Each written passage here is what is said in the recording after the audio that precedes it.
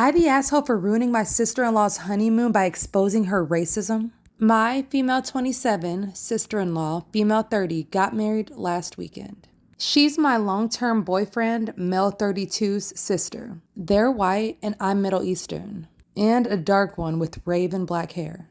She was looking for a photographer that didn't bankrupt her, so I suggested a friend of mine who's new in the business and charges less than half because these things cost over $5K these days. She was excited and I sent a group chat with her and my photographer friend.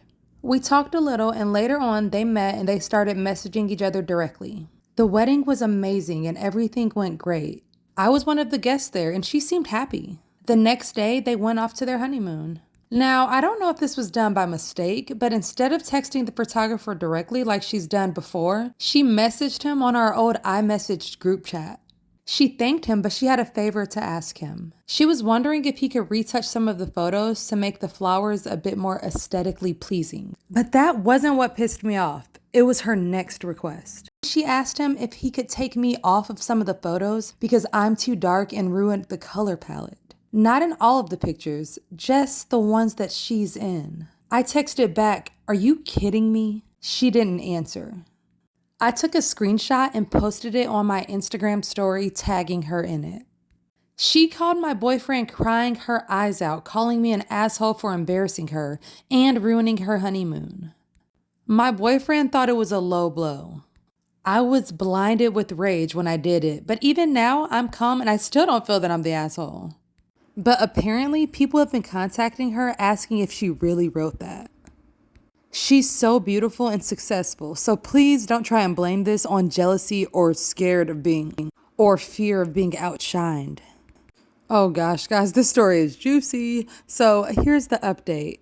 My sister-in-law is still on her honeymoon, so I haven't talked to her yet, but she's bombarding my boyfriend, demanding that I apologize and make a new Insta story with my apology.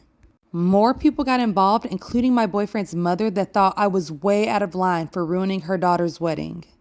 I've also been contacted by some of my sister-in-law's friends, and they told me stories about what she's been talking about behind my back. The amount of her friends that weren't surprised at all by this text made it clear that I wasn't wrong. She's self-employed with some foreign customers, and that's why she's taking this so hard, because she's scared that it's going to affect her career. But that's not my problem, and she probably should have thought about that before she said something so racist. Now, as for my boyfriend, he said that the whole situation makes him uncomfortable. I told him that if he wanted to be with me, he needed to be able to discuss uncomfortable topics. He finally opened up and said that it was actually way deeper than I thought. This had happened before. He has a really rich uncle, and for his 60th birthday, he had a very big party. As a thank you, we received thank you cards with our pictures on it professionally taken. At the party, he had a red carpet moment when guests were photographed upon their arrival. When we went to my boyfriend's mother's house to see the rest of the photos, I wasn't in any of them. I honestly didn't think anything of it. But today, my boyfriend told me that I was photoshopped out of all of the pictures. Everyone in his family knew except for me. Now, I know my boyfriend very well, and he's kind, and I've never felt he was racist in any way. And I know he's not stupid and is aware of these things, which makes it worse because it just means that he doesn't care enough. I asked him why he didn't care enough to stand up for me, and he said that he was so sorry. But he knows me to be a strong girl that never let petty things like this affect me. And he's right. I normally ignore 99% of the racism and microaggressions that I face in life, and even laugh at the ignorance. But does being strong mean that people are entitled to try and hurt me? Just because I usually don't let them doesn't mean that I wouldn't appreciate to feel the support of my boyfriend having my back.